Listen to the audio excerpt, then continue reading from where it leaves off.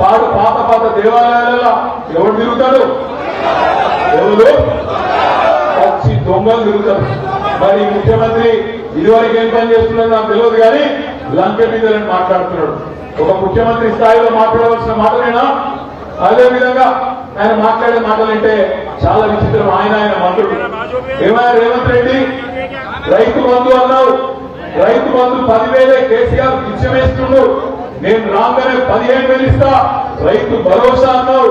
ఏమైందయ్యా అంటే ఒక మంత్రి అంటాడు, వెంకటరెడ్డి అంటే ఆయన రైతు బంధు అడిగితే చెప్పు తీసుకొడతా అంటాడు. రైతు బంధు అడుగుతానట చెప్పు తీసుకొడతారట. నేను అడుగుతా ఉన్న ఆదిలాబాద్ లో ఉండే రైతు బిడ్డలందరికీ, ఆదిలాబాద్ లో ఉండే గిరిజన బిడ్డలందరికీ కేసీఆర్ గారు ఉన్నప్పుడు 10 ఏళ్ల పాటు 70,000 కోట్ల రూపాయలు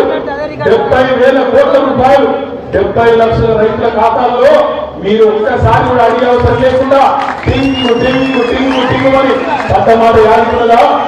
ఆ రోజేమో మీరు అడిగే అవసరం లేకుండా, దండం పెట్టే అవసరం లేకుండా, దరఖాస్తు పెట్టే అవసరం లేకుండా 70 లక్షల మంది రైతుల ఖాతాల్లో కడుపులో చల్ల కదలకుండా అక్కడ మీరు కూర్చుంటే కూడా మీ బ్యాంకు ఖాతాల్లో 70,000 కోట్ల రూపాయలు వేసింది కేసీఆర్ గారు.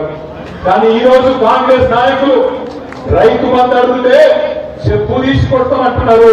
మరి రేపటి రోజున మే 13న రైతులు చెప్పులు తీసి కాంగ్రెస్ పార్టీకి బుద్ధి చెప్పాలని మాత్రం చెప్తాను. ఆలోచించండి. కేసీఆర్ గారు ఉన్నప్పుడు ఎవ్వరు కూడా అడగవలసిన అవసరం లేకుండానే కరెంటు మంచిగా వచ్చింది. కేసీఆర్ గారు ఉన్నప్పుడు టైంకు ఎరువులు, టైంకు విత్తనాలు, టైంకు రైతు బంధు, టైంకు కొనుగోలు కేంద్రాలు.